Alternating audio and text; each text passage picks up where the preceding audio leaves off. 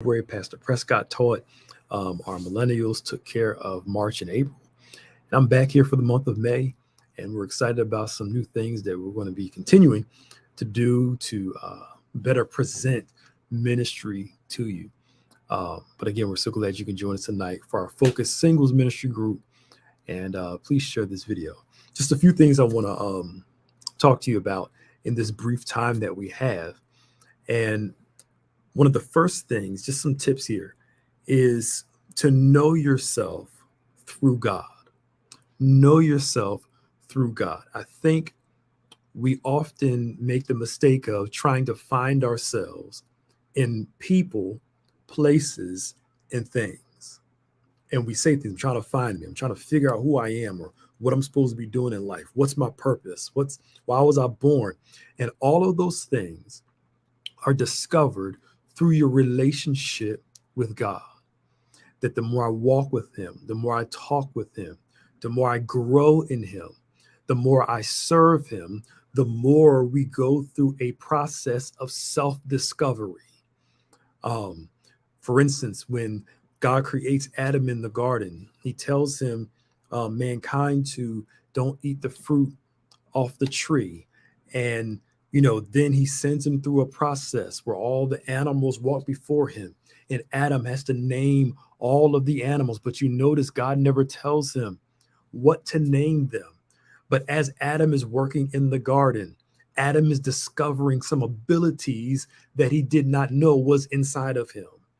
And the more we walk with God, the more we serve him, the more we walk in our purpose in life, the more we discover giftings, abilities, and the more we discover us.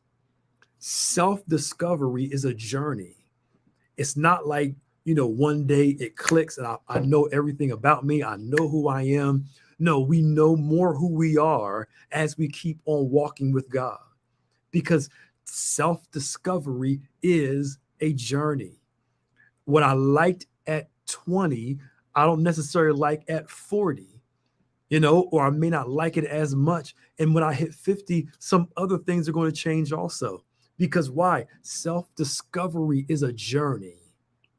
And the more I get to know God, the more I learn about Christ and who I'm supposed to look like and who I'm supposed to present to the world through image and likeness, is the more I discover me. We don't discover ourselves just in person, places, and things. We discover ourselves in God, and all those other things. The community of believers helps us know ourselves, because you can't know yourself by yourself. So we do need people in the equation, but the primary one is God, because after all, we were created in his image and in his likeness, not in the likeness of everybody else.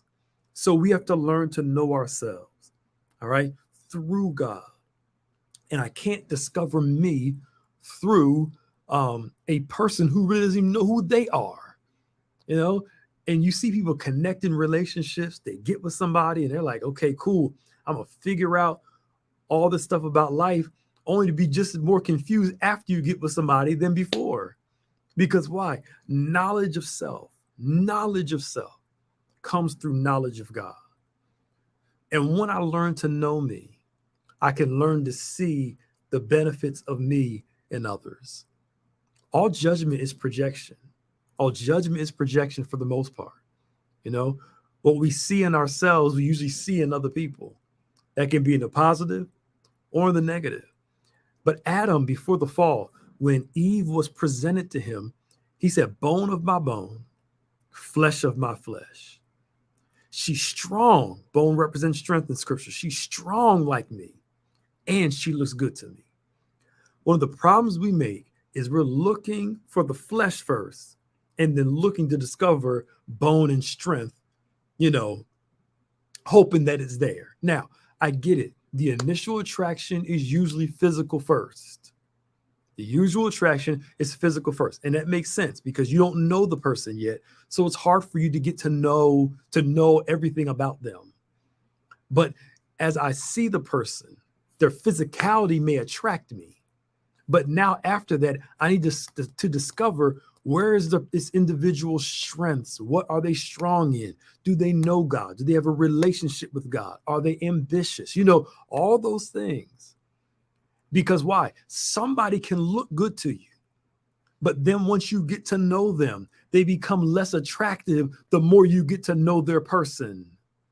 Conversely, somebody can be an individual that, you find okay, they may not be your thing, but the more you get to know them, the more attractive they become. Why? Because bone is more important than flesh. I'm not saying you don't need to be attracted to the person physically, because you do need to be attracted to the person physically. But the goal is to have that mutual attractive strength. So when age kicks in and gravity starts to set in and our bodies start to change and you don't lose weight like you used to and your skin isn't like it used to be, and all that, we still have something to connect to. We still have something internally in us that is beyond our looks changing, where this person is still attractive to me, even though their shape has changed. And even though I have changed or you have changed and the person still loves you, the reality is this, is that bone is the attractive thing. I was at the grocery store yesterday, and I think it was yesterday, and I watched this old couple flirt with each other. And I mean, they were senior citizens and they were more flirtatious with each other than I've seen some young folk. And I said, that's what I want when I reach that age. They didn't look like they looked when they were 20, 30, or whenever they met. But they had this mutual togetherness, this mutual love for each other. They found bone. They found each other's inner attractiveness. Am I making sense to y'all? So the physical, yes, is important, but more important than that is the internal strength, the internal character, the internal integrity of a person. When you're young, it's usually just all flesh. They look good, they look good, they look good. When you get older, what you want is somebody that can look good to you, but also an individual that can bring more to the table than their looks. Rory, watch this. Your primary attraction isn't just the physical, but their personality also. Because a good-looking person with a bad personality can make that individual totally unattractive. And that means for us, take care of yourself. I'm not saying, just, whatever. Take care of yourself. Take care of your physicality. Eat right. Work out. Do all those things. I'm not talking about a certain shape or size. I'm just talking about be healthy, but also work on your inner person. Because why? Our inner person is what can hold somebody. Because if physicality was the only thing that held an individual, then there'd be different experiences in life. I won't get into all the details there. There'll be different experiences in life. It takes more than a physical look to hold on to somebody. Because at the end of the day, a person's physical look won't take care of you the way you need to be taken care of, won't be a good parent. I'm talking about for both men and women, whatever. You have to bring more to the table than your body shape and your body type. All right. Now, I know this is hard in this, how can I say this nicely? In this social media filtered build a body lifestyle, where you can present something on picture that is not reality in real life. Contour all this stuff, filter everything, and then when the person sees you in public, it's like, what's the scene in, what's the movie, the Wayne's movie where, she started taking her hair off, but took her eyelashes off, and then I'm gonna get you sucker, and then took her leg off, and then, all that stuff, where it's not, we're presenting something that's not actual reality. And social media and online has allowed us to perpetrate a fraud and show something that we know is not reality. And then wonder why when people meet us in person, they're like, hold up real quick. Because why? What we're presenting is not matched in real life. The person that God has for you will love you. And I'm not saying you can ever whatever, have makeup on or whatever. But what I'm saying is, if we're used to over filtering everything, overdoing everything to present a look that we find acceptable, but eventually the real person is going to meet you. I know people, guys that will stand in front of somebody else's car, have somebody take a picture of it to act like it's their car. It just trying to prove a point. That screams of a lack of self-security. We have to learn to be secure in ourselves and learn to grow. Because why? Our security is found in God. Now, third thing, focus on your work and your purpose. Focus on your work and your purpose. Don't chase relationships. Chase your work, your purpose. Chase God, chase your work.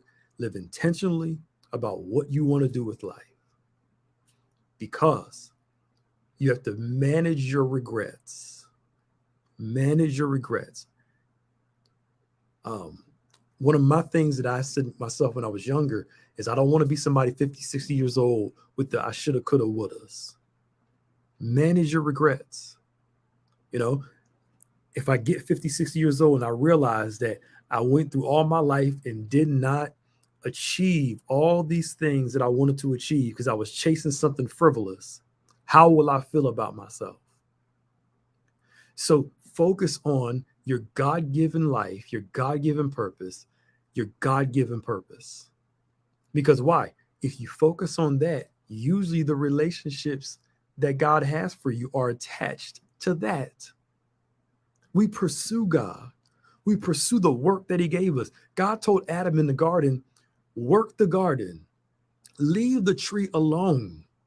He gave him an assignment, and then later on gave him a person to help him work that assignment.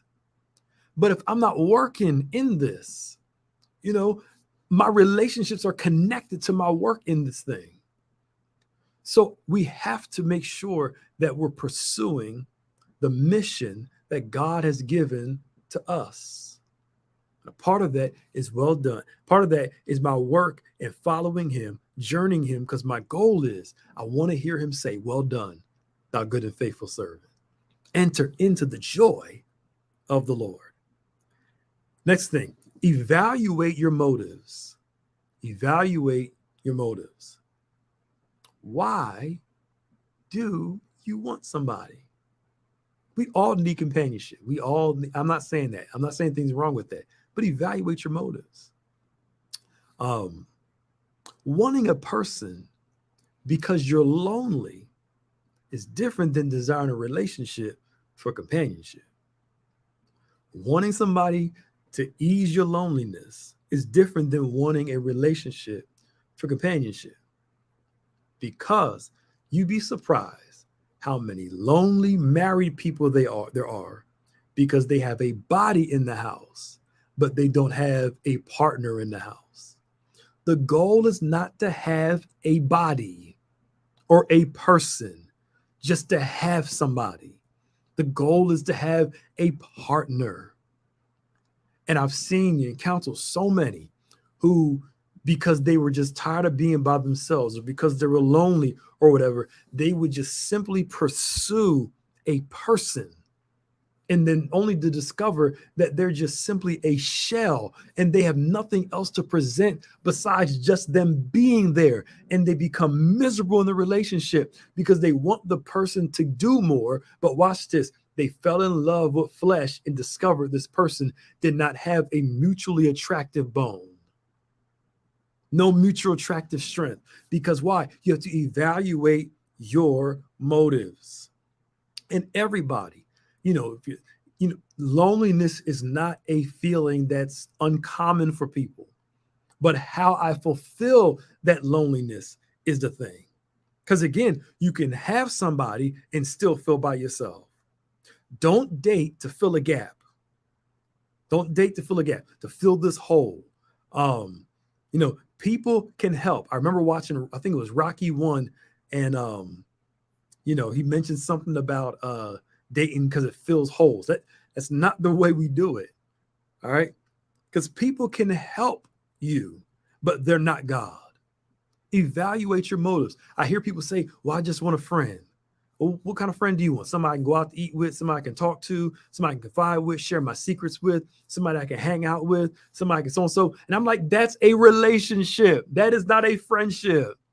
Just say I want a relationship. Nothing wrong with that.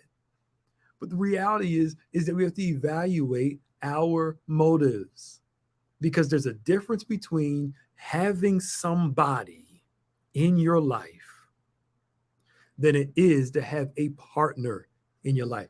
And everybody's been there before where you had somebody, but they were not a partner.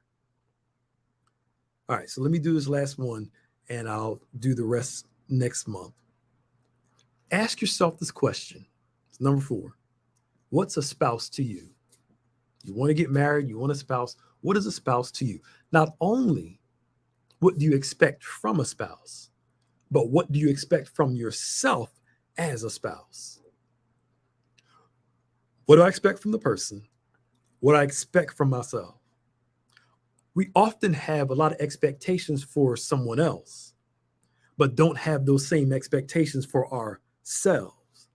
We want them to be this, and this. And then the question is, am I fulfilling what I want in somebody else? Or do I have more expectation for others than I have for myself?